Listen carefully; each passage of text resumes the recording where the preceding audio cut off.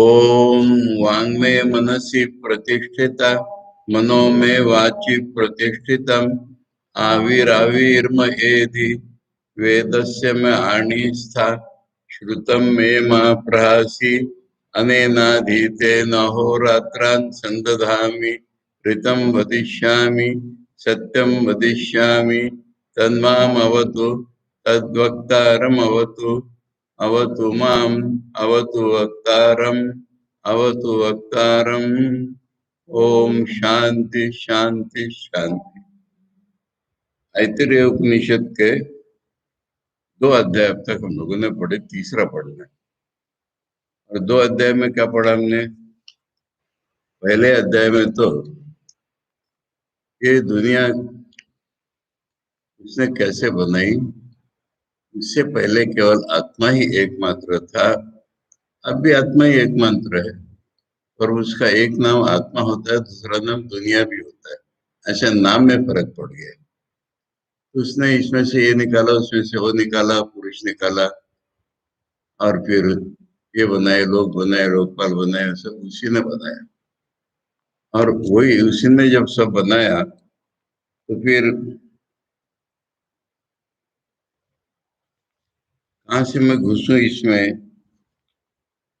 मनुष्य शरीर जो है वो योग्य बना भगवान की प्राप्ति के लिए, और फिर कहाँ से मैं इसमें घुसूं? तो ये ऊपर के हिस्से घुसा, क्योंकि नीचे के हिस्से उसके भृत्य के रूप में प्राण घुस गया था। और इसके बाद जो है ना, फिर उसको, वो ब्रह्म ही तो जीव बना था, तो फिर उसको कोई एक गुरु मिल गया, फिर उसने जान लिया दोबारा कि अरे मैं तो ब्रह्म हूँ। यहाँ पहला अध्याय खत्म हुआ। दूसरे अध्याय में हम लोग शुरू से ही देखे कि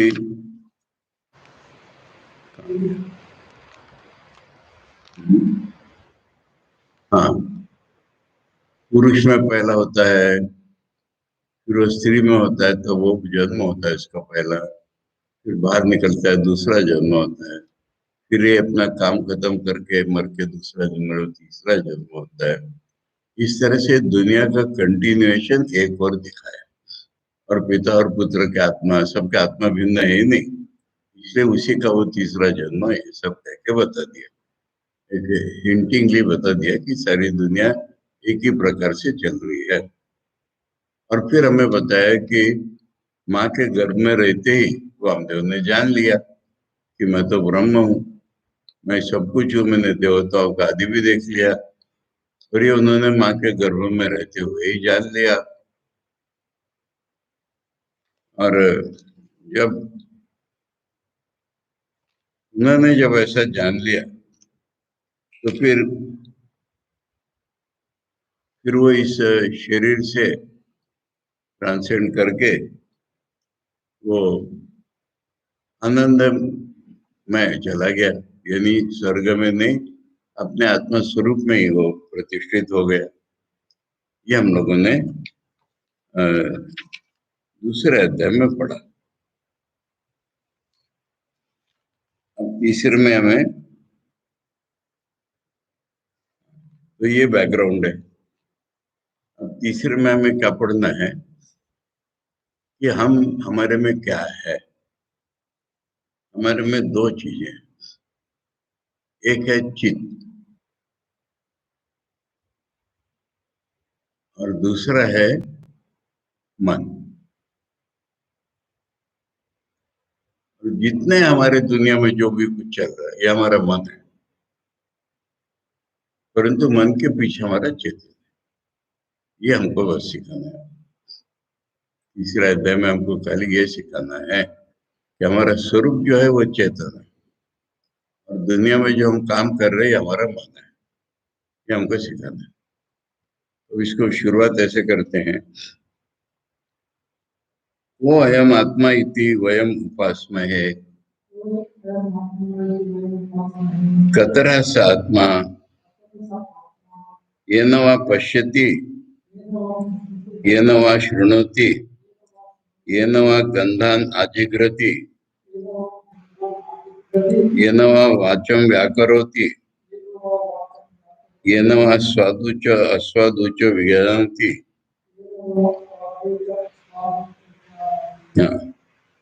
तो हम आत्मा की उपासना करते हैं।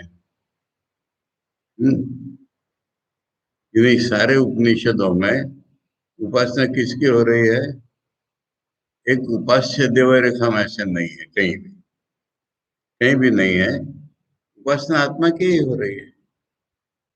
तो आत्मा माने हमारा स्वरूप और हम माने उसका एक रिफ्लेक्शन। इसलिए हमारा एफर्ट तो यही होता है कि रिफ्लेक्शन छूट जाए और जिसका जो हमारा रियल स्वरूप है वो प्रकट हो जाए। इसी का नाम उपासना है। Upasana is the effort of the shadow self to realize its own real nature. ये उपासना, ये पहला लेसन दिया आपको इस मंत्र में। हम उपासना तो आत्मा की करते हैं, परंतु उस आत्मा का स्वरूप क्या है? इसलिए वो अयम आत्मा ही थी, वो अयम उपासना है। मैंने आत्मा की ही हम उपासना करते हैं। जान में अनजान में बोलो या सोच तो हम यही रहे कि हम अपने स्वरूप को ही पाना है, और उस स्वरूप हम जान नहीं रहे। तो हमारा क्या स्वरूप है? ये पहला एक सवाल। उसके बाद कतरा सा आत्मा, ये तरह शब्द जो है प्रश्न में जब आता है तो दो में से एक ऐसे अर्थ होता है। कतरा में दो में से आत्मा कौन है? दो कौन से हमारे सामने? दो अध्याय के जोर पर दो कौन है हमारे सामने? प्राण और चेतन। और सारी दुनिया प्राण है तो देख रही है, चेतन कौन देख रहा है? यानी हम है कौन? हम प्राण है ना हम चेतन है? ये दूसरा सवाल है। पहला सवाल इन जनरल पूछा कि हमारा स्वरूप है क्या। जब हम स्वरूप को सोचने लगे तो हमारे सामने दो पर्याय दिखाई पड़े। यानी आदमी जिंदा है, इसकी साधारण लोगों की पहचान तो एनिमेशन ही है। वो सांस लेता है, हिलता है, डुलता है, रिएक्ट करता है, इसी से आदमी को जिंदा मानते हैं। परंतु उसके पीछे एक चेतन है। ये हम दो अध्याय से जान गए। हमारा आत्मा कौन सा है? कौन सा रियल आत्मा है, कौन सा उसकी शैडो है बोलो या सेकेंडरी है? ये दूसरा सवाल है। कतरा सा आत्मा, ये कतरा सा आत्मा में हमको फिर दिखाई पड़ने लग जाता है कि हम जिंदे रहते हैं, मैंने देखते हैं। हमारी ज्ञानेन्द्रियां और हमारी कर्मेंद्रियां दोनों काम करती है, तभी तो हम कहते हैं हम जिंदे।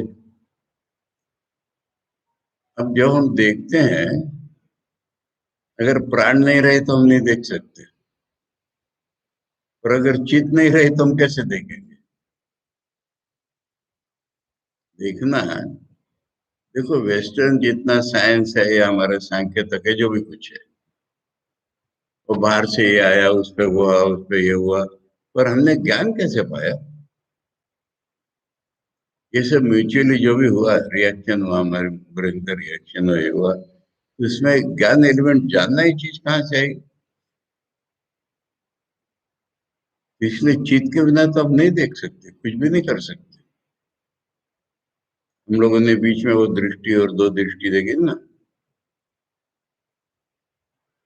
तो अपरेंटली प्राण के बिना हम नहीं देख सकते, परंतु और मूल में जाएंगे तो चेतन के बिना नहीं देख सकते। तो इसलिए वो डाउट हमारा इसमें रिजॉल्व नहीं हुआ। हर फंक्शन में देखो, ये नवा शृणोति, कान से हम सुनते हैं, प्राण नहीं हो तो नहीं सुन सकते। मरा आदमी नहीं सुनता है। परंतु मरा नहीं भी हो, बेहोश आदमी नहीं सुनता। प्राण खत्म नहीं हुए बेहोश आदमी के, पर चित्त उसका अगर फंक्शन न कर रहा हो तो सुनता नहीं है वो। गंधा नाजिग्रति, और तीसरा हमारा ज्ञानेंद्रिय सूंघना, इसका भी वो है, प्राण नहीं हो तो नहीं सुनता, चेतन के बिना नहीं सुनता। फिर कर्मेंद्रिय की बात आती है बीच में, ये नवा वाचम व्याकरोति, पश्यति, शृणोति, जिग्रति, तीन हो गए। हाँ? अब हम आए अपने मुंह पर, जीभ पर। जीभ के दो फंक्शन है, कर्मेंद्रिय भी और ज्ञानेंद्रिय भी। तो पहले कर्मेंद्रिय ख्याल में है कि वाणी, वाणी है हमारे में इंद्रिय, और उसको प्रकट कौन करता है? तो ये प्राण नहीं हुए तो प्रकट नहीं कर सकते, चित्त नहीं हुए तो क्या प्रकट करेंगे? इसलिए वाणी को प्रकट कौन करता है? वहां भी हमारा जवाब नहीं मिला।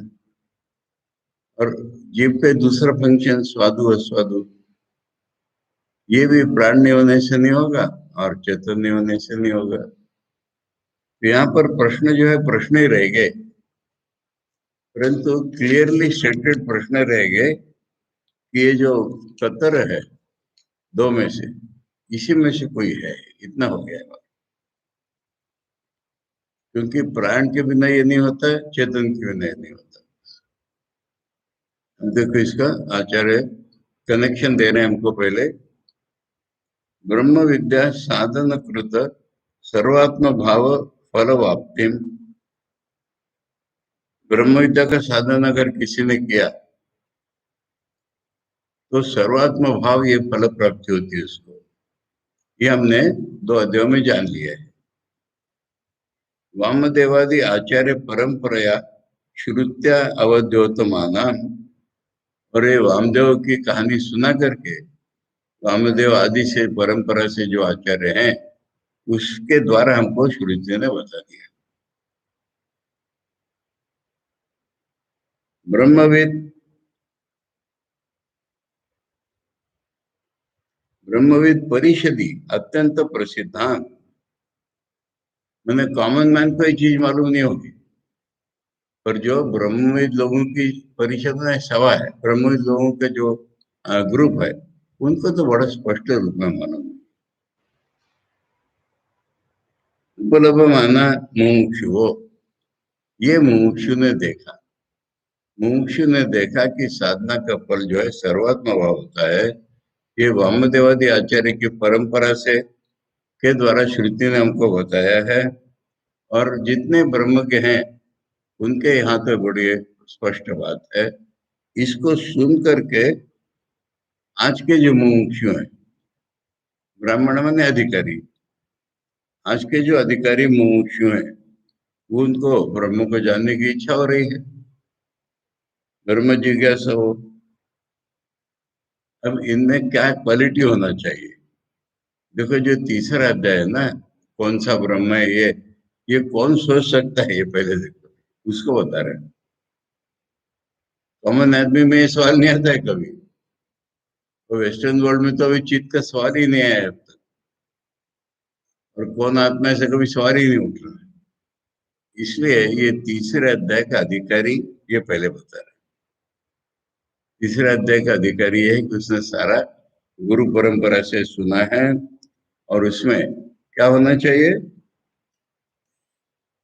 अनित्यात साध्य साधन लक्षणात संसारात आजीव भावात व्याविवृत्सवो, ये क्लॉज समझ लो, ये सबसे इंपॉर्टेंट क्लॉज।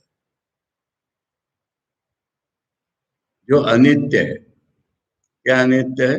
कर्म का फल। क्या अनित्य है? कुछ करने से कुछ पाए, वेरी इंपॉर्टेंट थिंग, कुछ करने से कुछ पाना, ये दुनिया में चल रहा है। दुनिया में जितने आदमी हैं, मनुष्य अगर हैं वो, तो कुछ करके कुछ फल पाते हैं। और दुनिया का फल पाते हैं, स्वर्ग का फल पाते हैं, कुछ करके। अब ये कुछ करके जो फल पाना, इसके बारे में वैराग्य होना चाहिए, वो साधक है। वैराग्य माने ये भोग मुझे नहीं चाहिए, वो भोग नहीं चाहिए, वो तो एलिमेंट्री वैराग्य हो गया। वहां पर भी लिखा जाता है यह मात्र फल भोग विराग, माने कर्म के फल के रूप में जो आएगा वो मुझे नहीं चाहिए। मालूम है ना, ये मुंडक उपनिषद का जो मुख्य मंत्र है, सो यही है, नास्ति अकृता कृतेन किम स्यात्। इस पूरे लोकों में ऊपर नीचे तक कर्म का फल नहीं, ऐसा कोई लोक नहीं है। और ऐसे से मुझे क्या, वो तो अनित्य ही होगा। ये कितने लोग हम लोग जानते हैं, और इसको फील किए बिना हम अधिकारी भी हैं।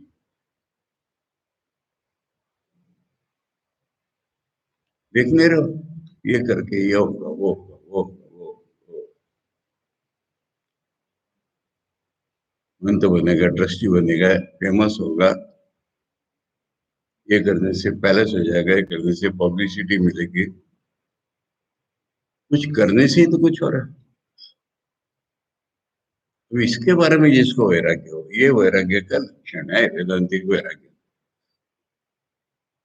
यहाँ पर शुरू में बताया होगा, पर अब ये बड़े स्पष्ट रूप में आए। दो अध्याय जिसने सुने उसे मुमुक्षा तो हुई, परंतु उसके साथ साथ वो ब्राह्मण, किंतु उसके साथ साथ जब ये वैराग्य होता है कि मुझे कुछ करके कुछ पाना नहीं है, मुझे अपने में चेंज करना है, जिससे मुझे परफेक्ट बनना है। मनुष्य जो है, मैंने कहानी सुनी थी क्या, चींटी और शेर वगैरह, तो मनुष्य जो है कुछ करता रहता है, वही मनुष्य है। और कुछ करता रहता है माने एटमॉस्फेयर में, प्रकृति में चेंज करने की कोशिश करता है। पर उसके इवोल्यूशन में उसको ये पता चलता है कि कितनी भी मैं कोशिश करूं, मैं तो वैसा का वैसे ही रह गया, मेरे में परफेक्शन नहीं आ सकता। सारी दुनिया बदल दो तो मेरे में परफेक्शन नहीं आ सकता। मुझे अपने एटीट्यूड ही बदलना है, कुछ करके कुछ पाना नहीं है। मेरा अगर कोई स्वरूप है, मैं करके कोई स्वरूप पाऊंगा अपना, करके तो बाहर की वस्तु पाओगे। ये वैराग्य का मुख्य लक्षण। मुझे अपना स्वरूप अगर प्रकट करना है, स्वरूप पाना है, मैंने स्वरूप प्रकट करना है, तो कुछ करके क्या होगा। इसलिए जब लोग पूछते हैं कि कितना जप करेंगे, कितना ये करेंगे, तो स्वामी जी कहते हैं भगवान की सब्जी है क्या, 9 रुपए किलो मिलेगी। कुछ भी करके कुछ पाने की चीज नहीं, कुछ भी करोगे तो कर्म का फल ही मिलेगा। अब इससे जब आदमी विरक्त हो जाता है, अरे ये तो जन्म जन्म चल रहा है, स्वर्ग में जाता हूँ, फिर वापिस आता हूँ, कहीं नरक में जाता हूँ। और यही तो वामदेव कह रहे हैं कि सैकड़ों लोहे के पिंजड़े के समान पकड़ के रखा था, यही लोहे के पिंजड़े। इसके प्रति आदमी की जो आसक्ति है, भगवान दोषी नहीं इसके लिए, इसके प्रति हमारी जो आसक्ति है वही लोहे के पिंजड़े है। अब इससे वैराग्य हो गया।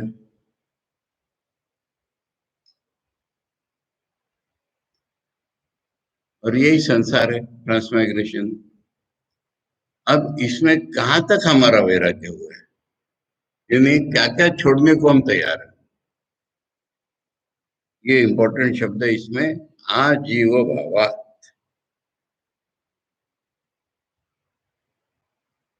है ना, दो बातें इसमें। एक तो कुछ करके कुछ पाना, इस बारे में वैराग्य। और हमारा जीव भाव ही पसंद नहीं है हमको।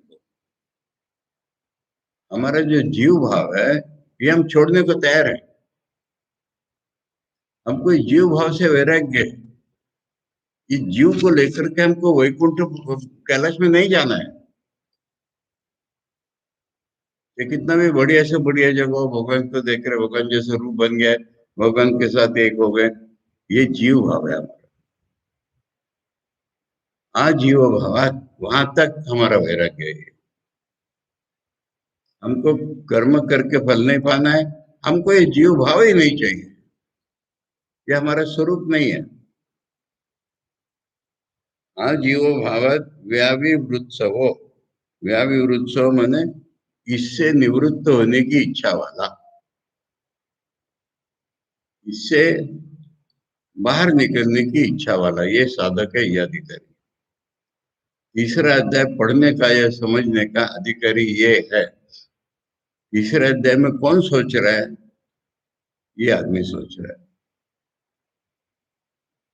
जिसको कर्म करके कुछ पाने में वैराग्य हो गया है, जिसको जीव भाव जो छोड़ने को तैयार है, खाली तैयार नहीं, जीव भाव से अलग निकलना चाहता है, ऐसा जो है वो विचार है। तो ऐसे और भी लोग हैं हमारे जैसे, इनको कहते हैं ब्रह्मवादी। तो ऐसे लोग इकट्ठे होकर के अन्योन्यम पृच्छन्ति, आपस में विचार कर रहे हैं, क्योंकि इसमें प्लूरल है ना, वयम, आपस में सोच रहे हैं ये, वो अयम आत्मा ही थी। ये आत्मा कौन है, मैंने आत्मा का स्वरूप क्या है ये? हम तो आत्मा की उपासना कर रहे हैं, क्योंकि हमें जीव भाव नहीं चाहिए, हमें कर्म करके कुछ पाना नहीं, हमको जीव भाव नहीं चाहिए, इसलिए हम आत्मा की उपासना कर रहे हैं। पर आत्मा का स्वरूप अभी तक स्पष्ट नहीं हो रहा है, क्योंकि हमें दो चीजें दिख रही है, एक प्राण भी दिख रहा है, एक चेतन भी दिख रहा है। यम आत्मानम अयम आत्मा इति साक्षात वयम उपासना, यानी आत्मा इतना स्पष्ट होना चाहिए, आत्मा इसके हम उपासना करें, साक्षात कह रहे हैं। कहाँ से आत्मा इति, इसका स्वरूप क्या है? यम च आत्मानम अयम आत्मा इति साक्षात उपासीनो, जिस आत्मा की साक्षात उपासना करके वामदेव मुक्त हो गए, क्योंकि वामदेव की स्टोरी बीच में आ गई है, तो किस आत्मा की उपासना करके वामदेव मुक्त हो गए, वो आत्मा कौन सा है? अमृता समभवत तमेव वयम उपासना, हमें तो वही आत्मा चाहिए। कौन खलु सा आत्मा ही थी, कौन सा आत्मा है? एवं विजिज्ञासा पूर्वम अन्योन्यम पृच्छता अतिक्रांत विशेष विषय श्रुति संस्कार जनिता स्मृति रजायत। ऐसा जब आपस में विचार कर रहे हैं, तो अतिक्रांत माने पहले चैप्टर में जो श्रुति ने बताया है वो याद आ गया। अतिक्रांत विशेष विषय श्रुति संस्कार जनिता स्मृति रजायत, इस सबका अर्थ हुआ कि पहले अध्याय में श्रुति ने जो बताया वो स्मृति जग गई। अरे वहां दो आत्माओं की बात। तम प्रपदाभ्याम प्रापद्यत ब्रह्म इमं पुरुषम, वो जो ब्रह्म है इस पुरुष में पैर से घुसा था।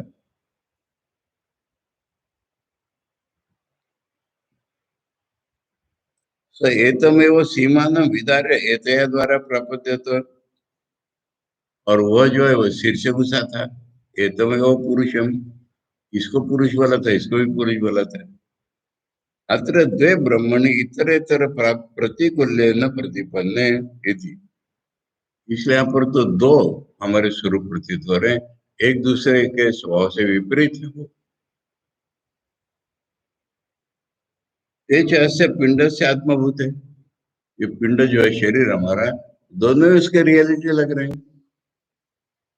और अन्य तरह आत्मा उपास्यो भवितुम अर्हति, इन दो में से कोई एक ही होगा जो हमारा स्वरूप होगा।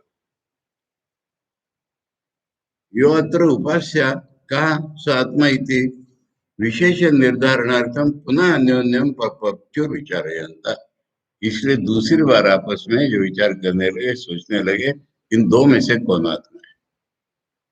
पुनः तेषां विचारयतम विशेष विचारणास्पद विषय मतिरभूत, मैंने अब उनमें आया कि कैसे सोचेंगे हम, तो जो कार्य हो रहा है उनके द्वारा, ज्ञानेन्द्रिय कर्मियों द्वारा, उसके द्वारा सोचेंगे वो।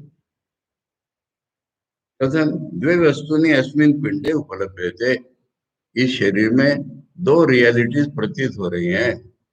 अनेक भेद भेदेन करणेन येन उपलभ्यते, हमारे ज्ञानेन्द्रिय और कर्मेंद्रिय कितने प्रकार के हैं, पर हर एक के फंक्शन में हमको दो दो लग रहे हैं। यश्च एक उपलभते करणांतर उपलब्ध विषय स्मृति प्रतिसंधान।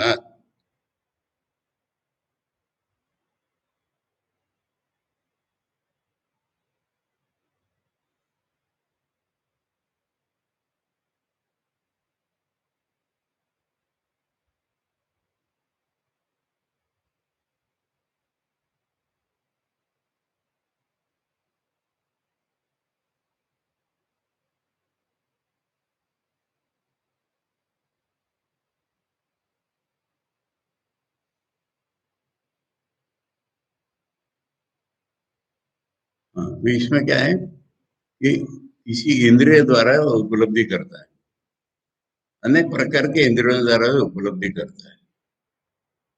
परंतु अगर इंद्रियों के द्वारा उपलब्धि करता होगा तो वो सेकेंडरी चीज हो जाएगी। वो चेतन स्वरूप तो स्वतंत्र होना चाहिए, ये उनमें बुद्धि जगी।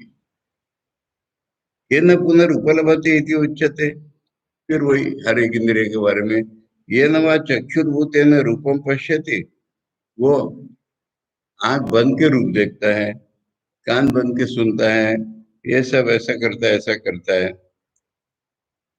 साधु असाधु इति च ये नवा जीवा भूतेन स्वादु च अस्वादु च विजानाति इति। ठीक है, विचार पूरा नहीं हुआ ये सोच प्रस्तुत की गई। अब उनमें एक एलिमेंट और आ गया। क्या एक एलिमेंट आ गया?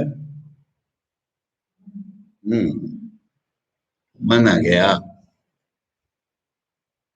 प्राण ठीक है, चेतन ठीक है, पर ये बन के देखता है, ये बन के ऐसा करता है, ये बन के ऐसा करता है, इसमें कुछ एलिमेंट और वो एलिमेंट होना चाहिए। अब हमारा प्राण नहीं दिख रहा हमको, अब हमारे प्राण को हमने रिजेक्ट कर दिया। मन जब आ गया है ना, तब मन के पीछे चेतन, बस। जितनी उपलब्धियां हैं वो तो मन ही कर रहा है, पर मन तब तक उपलब्ध नहीं कर सकता जब तक चेतन नहीं है। प्राण तो प्राण है, ये फर्क हो जाता है। ये तीसरा अध्याय मनोमन, कि पहले प्राण है कि चेतन है, सवाल है। फिर एनालाइज करना शुरू कर दिया, इतनी सारी इंद्रियों के द्वारा उसका उपलब्धि चल रहा है, तो फिर इस इंद्रियों को कौन, एक मीडियम क्या है जिसके द्वारा ये इंद्रिया फंक्शन करती है। इतना जब आ गया तो अरे ये मन है, मन के पीछे तो चेतन। ठीक है, ये कॉन्क्लूजन। अब ये मन की डेफिनेशन, ये दो जगह हमारे साहित्य में हमको मिलती है, बृहदारण्यक उपनिषद में और गायत्री उपनिषद। इन कॉन्ट्रास्ट विद पाश्चात्य लोग हमको बोलते हैं, तुमको मालूम है, तुम लिख लो, न्यू वेबस्टर डिक्शनरी की डेफिनेशन बोल रहे हो मन क्या है। इसमें क्या है कि mind is the seat of consciousness, thinking, feeling and will.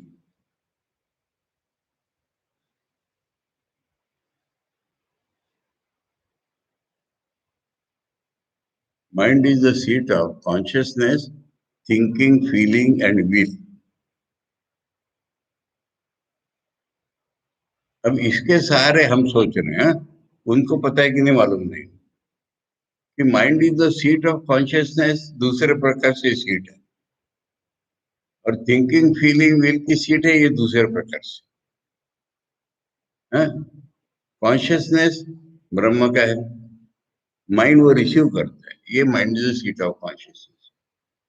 हमारे शरीर मन में जो कॉन्शियसनेस फंक्शन करती है, वो it is that consciousness which has been received in the mind. इसलिए mind is the seat of consciousness. और बाकी जो तीन है वो मन की एक्टिविटीज। जब उसने कॉन्शियसनेस रिसीव किया तो थिंकिंग, फीलिंग और विल करता है। यहाँ तक पाश्चात्यों का एनालिसिस। और ये जो थिंकिंग, फीलिंग, विल, इसका वो कितना प्राधान्य है उनकी सोच में, मालूम है तुमको? अंगूठा देखो, अंगूठे में तीन टुकड़े दिख रहे हैं। ये दो रेखाएं है ना, एक नीचे का, एक यहाँ का, एक यहाँ। कहते हैं ये थिंकिंग बताता है। यानी जो प्रबल थिंकर्स है ना, उनका ये ज्यादा बड़ा रहता है। ये फीलिंग दिखाता है और ये विल दिखाता है। यहाँ तक उन्होंने भाग कर लिया, क्योंकि ये तीन ही मन है। तो हमारे देश के लोग इस तरह डिवीजन नहीं करते। देखो तुम अपना अंगूठा, ये इंडिकेशन बताते हैं। नीचे का अगर देखो, मेरा तो छोटा ही है। नीचे का जिनका बड़ा रहता है वो फिलोसोफर होते हैं। बीच का जिनका बड़ा रहता है उनको बड़ी हार्ट होती है। ऊपर के रहते हैं वो कर्मी होते हैं। परंतु मन के इतने में खत्म हो गया क्या? जैसे इमेजिनेशन, ये मन की फैकल्टी की नहीं, बताओ। कल्पना शक्ति, ये मन में है ना। अच्छा, ये क्या थिंकिंग है क्या? ये फीलिंग है क्या? ये विल है क्या, बताओ। कल्पना को तुम डिफाइन कैसे करोगे?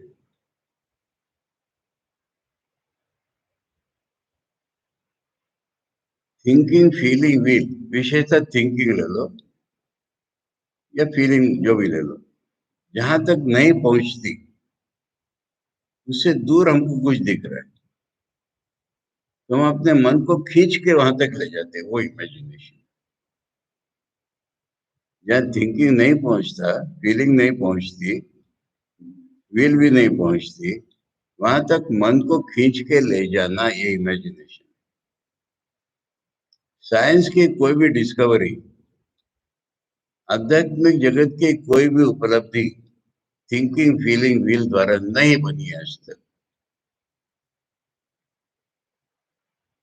ये मालूम होना चाहिए।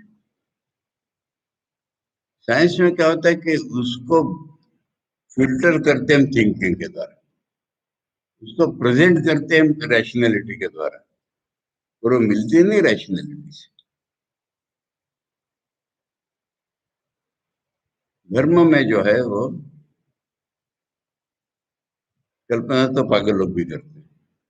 कल्पना सब्जेक्टिव भी होती है,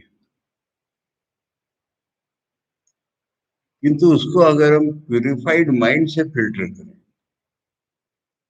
या थिंकिंग, फीलिंग, विल जहां तक पहुंच सकते प्योर माइंड की, वहां तक जा देते हैं, उसके बाद जो इमेजिनेशन आएगी ना, वो रियल रहेगी। मैं इसके दो उदाहरण बताता हूँ। Swami Vivekananda ji 8th 9th class में जब पढ़ रहे थे, तो रायपुर जाना था उनको। ट्रेन नहीं थी, बैलगाड़ी से जा रहे हैं। अब उनको एक मधुमक्खी का छत्ता दिखाई पड़ा। अब सोचने लगे कि इसका मूल कहाँ है। डाटा है उनके पास? मूल सोचने के लिए कोई डाटा है क्या उनके पास? और वो खींच रहे अपने मन को। तो मन कहाँ जम हुआ? इस दुनिया का मूल कहाँ है? और वैसा खींच कर उनको समाधि हो गई। अब ये शुद्ध मन का लक्षण है। अगर शुद्ध मन नहीं होता तो पोएटिक इमेजिनेशन ये सब आ जाता है। अब मैं दूसरे इमेजिनेशन को बताता हूँ। मेरा एक कलीग था, विद्याधर नाम था उसका। अब कौन से सेंटर में था याद नहीं आ रहा मुझे। वो अपने आश्रम की बालकनी में खड़ा है, देख रहा है, सामने घर है। और सामने घर की बालकनी में या रूम में कहीं एक लड़की खड़ी है, वो इमेजिन कर रहा है कि वो लड़की मुझे देख रही है या मेरे प्रति अट्रैक्टेड है। इसके लिए डाटा क्या है? खाली लड़की दिख रही है इसलिए। इस इमेजिनेशन में और इस इमेजिनेशन में फर्क क्या है? उसमें मैं घुस गया। रिजल्ट क्या हुआ? अरे मिशन छोड़ दिया, वो लड़की के पीछे पड़ गए।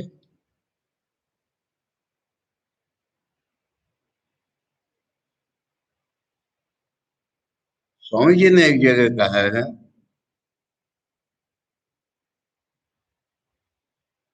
when I entered into my calculation, it went wrong. मैंने कहीं भी कुछ हिसाब लगा रहे, क्या होगा, इसको ये होगा, उसको होगा, अगर उसमें मैं आ गया है तो वो गलत हो गया। तो मैं वाली इमेजिनेशन और नॉन मैं वाली imagination, but imagination is faculty. हम ध्यान करते हैं, शुरू में ठाकुर को कहाँ देखते हैं? पर सत्य पर आधारित इमेजिनेशन, ईश्वर ने दिया हुआ अवलंब हमको लेना चाहिए। कुछ भी इमेजिन किया तो नहीं होता।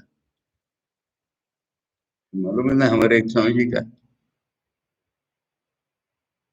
सोमेश्वरानंद नाम सुना है?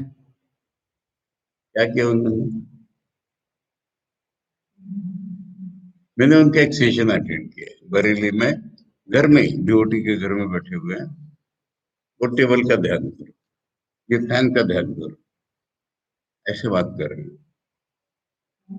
हाँ,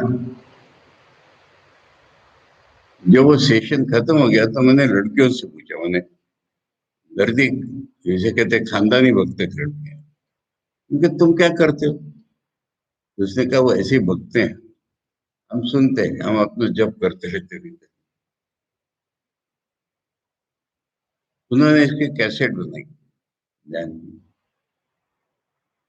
किसी ने वो कैसेट लेकर के भूतेशन जी का, भूतेशन जी प्रेसिडेंट थे, भूतेशन ने उसको बुलाया कि अरे किस शास्त्र के आधार पर तुम्हें सिखा रहे, बताओ तो। उस पॉइंट पे छोड़ दिया गया। वो विवेक इंस्टीट्यूट ऑफ मैनेजमेंट नाम का इंदौर में काम बनाया, मैनेजमेंट सीखा। तो हम जो कोई इमेजिन करके नहीं कर सकते, इसलिए शंकराचार्य हमेशा ध्यान के लिए, उपासना के लिए कहते हैं, शास्त्रानुमोदित तो कोई अवलंब हो तब उसकी उपासना। तो हमें शास्त्र ने बताया, गुरुजनों ने बताया कि ठाकुर जो है बैठे हुए हैं। अब हम तो ठाकुर को इतना ही जानते हैं जितना हमने फोटो में देखा है। ठीक है, उससे शुरू करो। परंतु प्योर मैंने खाली इमेजिनेशन नहीं है, ये ठाकुर बैठे हुए हैं। इसलिए उसके द्वारा जब हम हृदय तक आते हैं तो हमें ठाकुर दिखने लगते हैं। ठाकुर जब दिखते हैं तो ऐसे नहीं दिखते ऐसे फोटो में बैठे। तो इसलिए ये है आधारित इमेजिनेशन। खैर, मैं इमेजिनेशन पर ही बड़ा लेक्चर दिया। बताना यह है कि इमेजिनेशन मन की एक शक्ति है, दारुण शक्ति है। वो हमको मोक्ष तक ले जा सकती है, वो हमको डुबा भी सकती है। और ये थिंकिंग फीलिंग भी इनमें तुम्हें पड़ती है। अभी हमको एक मालूम है, अच्छा, मन में सेल्फ ऑब्जर्वेशन की शक्ति, और उसका ये हाल है कि प्रयोग किया नहीं हमने, इसलिए वो दबी हुई है। अटाविज्म मालूम है तुमको? इवोल्यूशन के दौरान जो चीज हम यूज नहीं करते वो ड्रॉप आउट हो जाती है। पर अगर हम इसको प्रैक्टिस करेंगे तो पूरी जग जाएगी। अच्छा, अपने आप को कंट्रोल करने की ताकत भी मन में है। इसलिए मन में तो बहुत कुछ चीजें हैं, ऐतरेय उपनिषद में गिनाया है। ये बैकग्राउंड मैंने बताया। Due to their introspective sharp mind, उनको ये पता चला, अरे हमारे भीतर एक मन क्या करता है वो, तद एतद हृदय मनश्च एतत्। हमारे में एक इंस्ट्रूमेंट है हृदय, और उसमें जो काम करता है उसका नाम मन है। हृदय एक लोकेशन है और इसमें जो काम करता है उसका नाम मन है। अब हृदय में क्या है? अनुभूति है ना। इस मन के पीछे चेतन भी है वहां पर, परंतु जो काम करता है वो तो मन है। संज्ञानम, पढ़ो एक एक। आज्ञानम, विज्ञानम, प्रज्ञानम, मेधा, दृष्टि, धृति, मति, मनीषा, ज्योति, स्मृति, संकल्प, क्रतु, असु, कामो, वश इति सर्वाणि एव एतानि प्रज्ञानस्य नामधेयानि भवन्ति। प्रज्ञान, प्रज्ञान माने कॉन्शियस, और कॉन्शियसनेस जब हृदय में मन में फंक्शन करता, इतने किस्म का हो जाता। मैंने दोनों एक चीजें एक साथ ही पकड़ ली उन्होंने। ये प्राण वाला भ्रम तो ड्रॉप आउट हो गया। जब उनको इंद्रियों के पीछे, इंद्रियों के द्वारा सोचा उन्होंने, और इंद्रियों के पीछे कौन देखता है? तो उन्होंने देखा तो मन देखता है, परंतु मन अपने आप तो देख नहीं सकता, प्रज्ञान है वो। अब कहते हैं सारे प्रज्ञान के नाम है ये, नामधेयानि माने नाम मात्र। अब ये प्रज्ञान के इतने नाम कैसे हो गए? मन से जैसा फंक्शन किया, प्रज्ञान ने हृदय बोल दिया पहले, लोकेशन। हृदय में प्रज्ञान भी है, मन भी है, यही पर मन है हमारा काम करने वाला। अब मन ने इतने किस्म से काम किया, पर हुआ तो सब प्रज्ञान के प्रकाश हो। ये मंत्र है। अब देखो कितने प्रकार का काम है। संज्ञानम, संज्ञान किसको कहेंगे?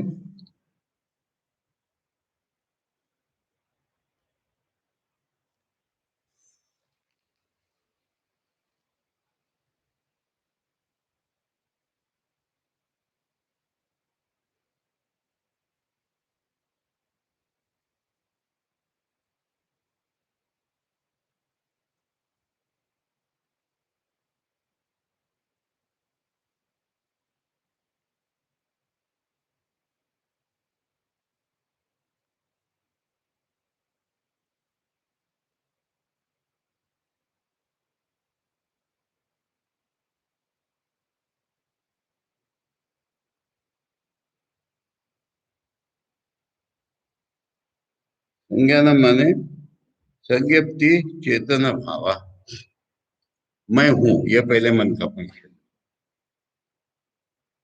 ये कौन सी थिंकिंग है? फीलिंग है, मैं हूं। हमारे थिंकिंग फीलिंग का आधार है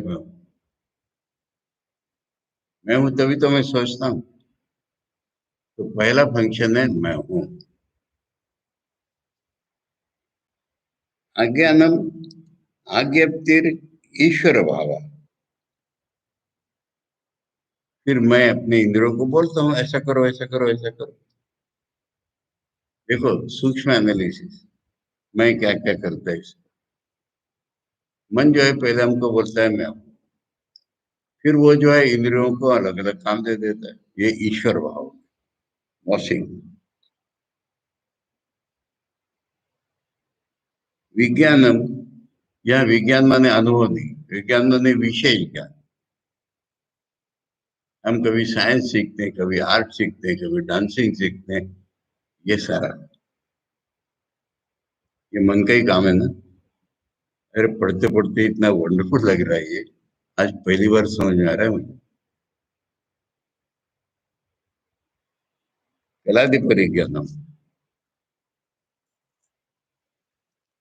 फिर है प्रज्ञानम।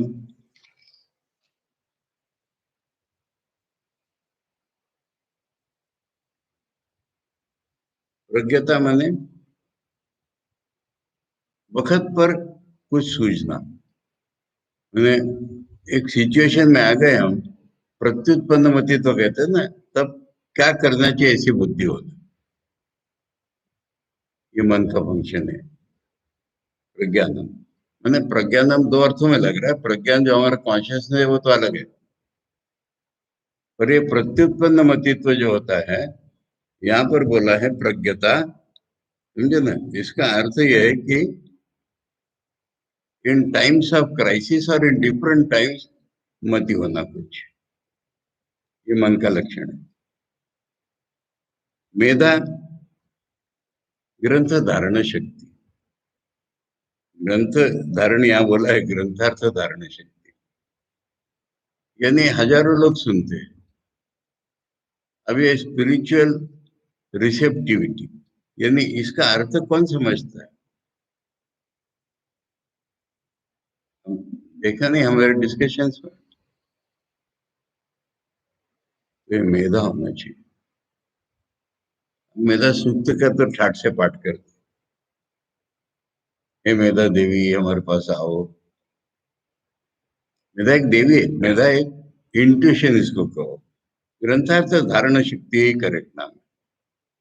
ठाकुर ने स्वामी जी को बोला है 12 वर्ष ब्रह्मचर्य पालन करेगा तो मेधा नड़ी बोलेगी। तो मेधा माने ऋषि ने बताए हुए अर्थ को धारण करने की शक्ति, to find the spiritual meaning of things. ये ऑर्डिनरी थिंकिंग फीलिंग तो अभी आई ही नहीं है। दृष्टि, दृष्टि इज परसेप्शन। किसी भी इंद्रिय के द्वारा जो हम देख रहे हैं ना, परसेप्शन जिसको अंग्रेजी में कहते हैं, वो हमारे मन का एक फंक्शन है ना। वृत्ति धारणम अवसन्नानाम शरीरेन्द्रियाणाम यया उत्तम बनम भवति। वृत्ति किसको कहते हैं? अंग्रेजी में कहते हैं टेनेसिटी। मैं उदाहरण देता हूँ, ये बोला है ना क्या, अवसन्नानाम शरीरेन्द्रियाणाम, मैंने हम चल रहे हैं, चलते चलते थक गए, फिर भी चल लेते हैं ना। तुम स्पोर्ट्स में देखना, टेनिस वगैरह में, एक खिलाड़ी लगता है हारेगा, थक गया है, किंतु फिर जोर लगा के जीतता है। इसका बाहर उदाहरण देना है तो हम स्कूटर चला रहे, अब पेट्रोल खत्म हो गया, अड़ गई स्कूटर, हम उतर के ऐसा ऐसा हिलाते फिर चल जाती है, मालूम है ना। रिजर्व में थोड़ा सा रहता है। ये जो रिजर्व एनर्जी हमारे में, इसको धरती है, ये मन का ही फंक्शन है, ये अपने रिजर्व को कॉलअप करना। इसका वर्णन कैसे किया है? अवसन्ना नाम शरीरेन्द्रियाणाम ये उत्तम बनम, जिसके द्वारा अवसन्न हुए शरीर इंद्रियों को फिर से ऊपर उठाया जाता है। धृत्या, उदाहरण दे रहे हैं, धृत्या शरीर उद्वंती ही वदंती। खुद ही लोग अब उठ नहीं रहा है, खुद ही नहीं उठ रहा, पर उठता है ना, तो वो धृति के द्वारा उसने अपने आप को उठाया, ऐसा लोग कहते हैं। इससे उन्होंने रिजर्व फोर्स की बात की। मन का फंक्शन मति, मति माने सोचना, मननम। मति माने मन जो करता है वो मति, मनन। मेडिटेशन कहते हैं इसको, मनन नहीं बोलो, सोचता है। अब यहीं पर तो बुद्धि आ जाती है ना, सोचना। तो बुद्धि तो मति है, मति कहते भी हम बुद्धि को। मनीषा तत्र स्वातंत्र, सोचना दो प्रकार का होता है। जो हमारे बाप दादों ने सोचा हुआ है, जो हम पुस्तकों में पढ़े उसी को सोचते हैं, और एक होता है जीनियस, इंडिपेंडेंटली सोचता है, ये मनीषा है।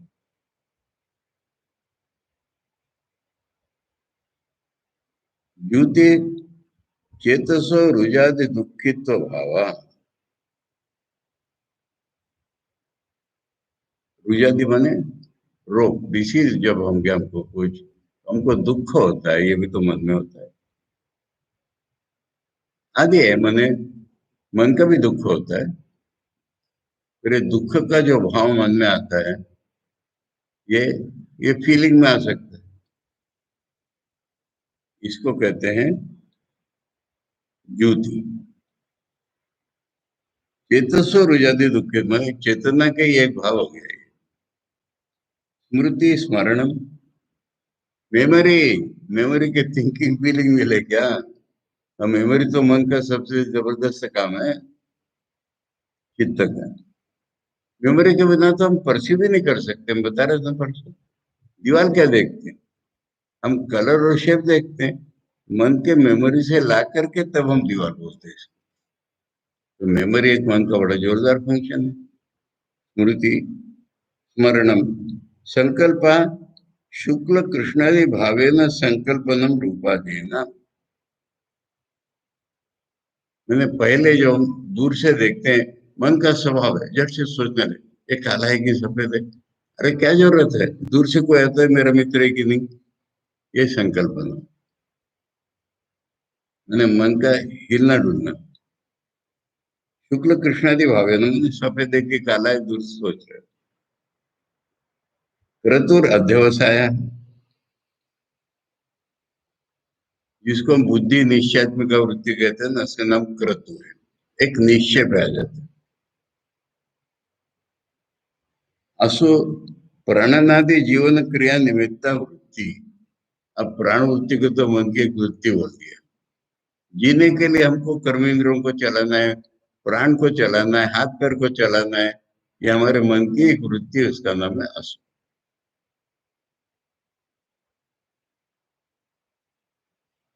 एक, एक समय हो गया तुम्हारा।